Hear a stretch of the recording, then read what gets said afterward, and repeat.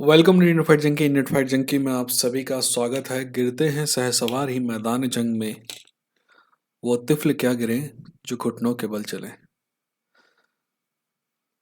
आज बात करते हैं यूएफसी की दुनिया में, एमएमए की ब्रॉडर दुनिया में क्या बात चल रही है। ठीक है, सबसे पहले तो ये खबर है कि डेना वाइट जो है चाहता है कि पॉलो कोस्टा जो है यूएफसी छोड़ के ना जाए। वैसे मैंने आपको बता चुका है कि क्या होता है।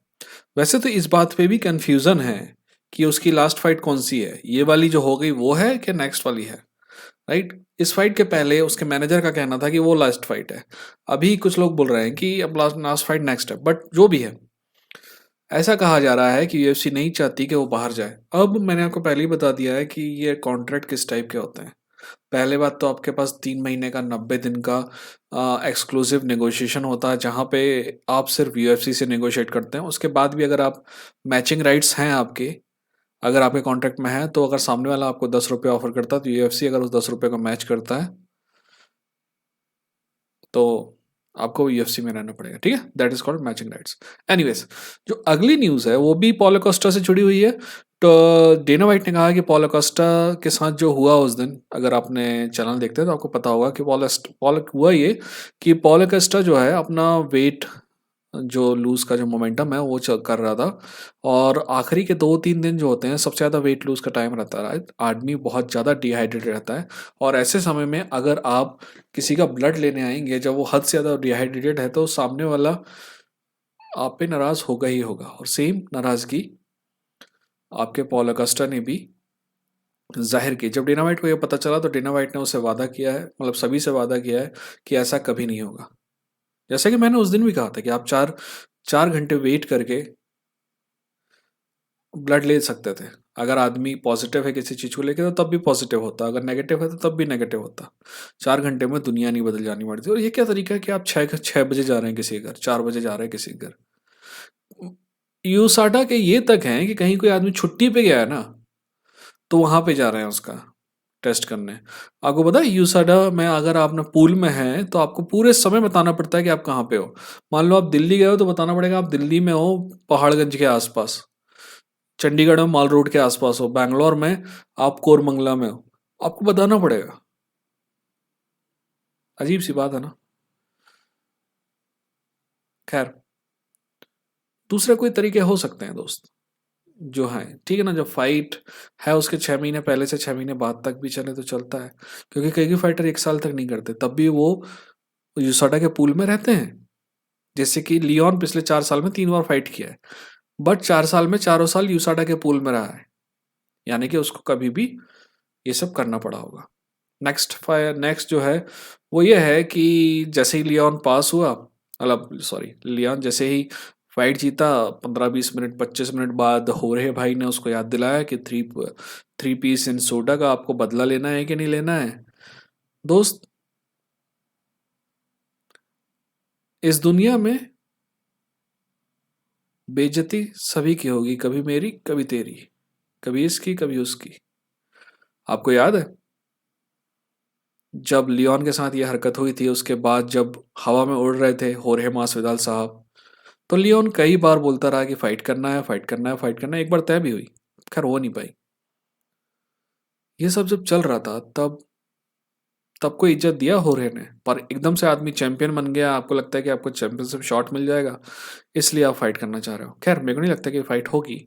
हो सकती है अगर होरे एक विन कहीं से ले आता है तो फाइट जरूर हो सकती है ना।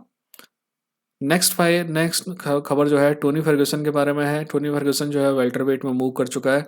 आपको याद है वो फाइटर ली जिंगलियांग, चाइनीज फाइटर था जो हमजद चिमाएव से फाइट हुई थी, जिसकी जब ली जिंगलियांग नंबर 10 पे था और हमजद जो है वो रैंक भी नहीं था। मतलब पहले राउंड में ही सबमिट किया था हमजद ने उसको, ली जिंगलियांग को।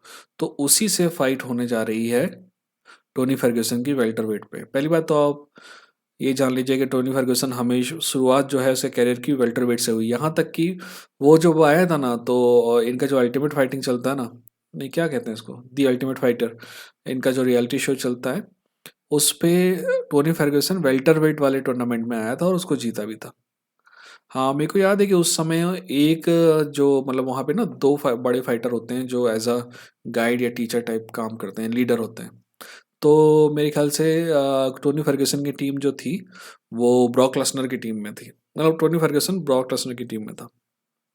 एनीवेज़, अगली खबर की तरफ चलते हैं। ब्रेंडन मरेनो का कहना है कि वो टाइटल को यूनिफाई करने के लिए ब्राज़ील में ब्राज़ीलियन फाइटर डेविडसन फिगरेटो से फाइट करने को तैयार है। दोस्त, मेरे को ये फाइट समझ में नहीं आ रही है। मैं आपको बताऊँ मेरा अंदाज़ा क्या है?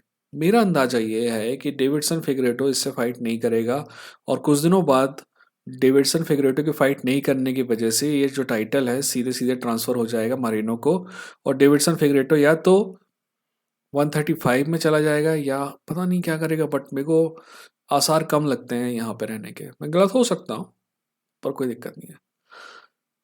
नेक्स्ट फाइट जो है वो है नेक्स्ट खबर जो है वो है डेना वाइट को लेकर, और डेना वाइट में ये लिखा और तो आपको बात करें। आपको बीकेएफसी तो पता ही होगा, है ना? मोस्टली मेरे यहाँ पे जितने भी सब्सक्राइबर हैं वो नॉलेज रखते हैं, पर फिर भी अगर नहीं बताया तो बीकेएफसी है ना, बेयर नकल फाइटिंग चैंपियनशिप है।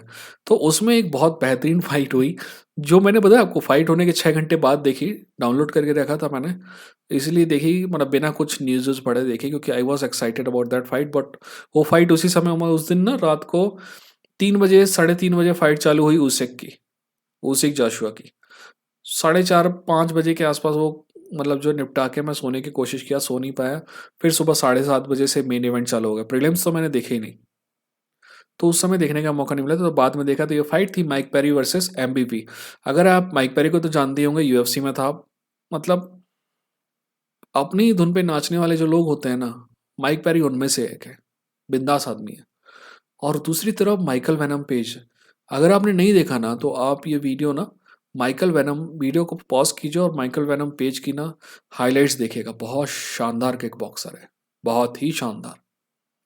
बेल्टर वेट में है वैसे तो, बट एक फाइट की डील थी उसकी बीकेएफसी के साथ, ये दोनों की फाइट हुई। और कोई मतलब बहुत ही कम लोग इस बात की उम्मीद कर रहे थे कि माइकल वेनम पेज को हरा सकता है माइक पेरी, बट हरा दिया। ठीक है। आखिरी खबर कमारू उस्मान को लेकर है। कमारू उस्मान ने कहा कि वो इसका बदला लेगा, next time he is going to kill Leon Edwards.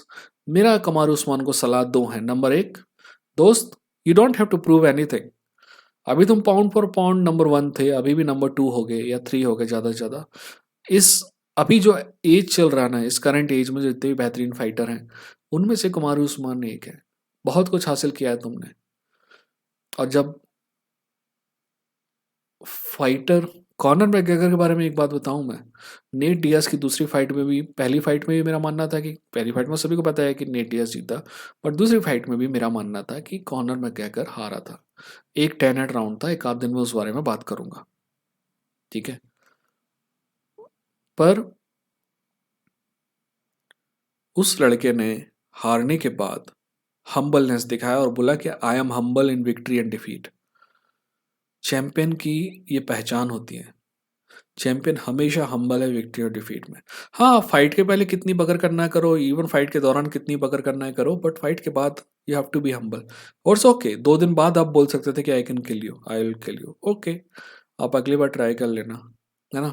अभी भी अगली बार भी ज़्यादातर चांसेस तो मेरे ख्याल से कमारू के ही रहेंगे, बट दोस्त, तुमने इतना कुछ हासिल किया है, इतना।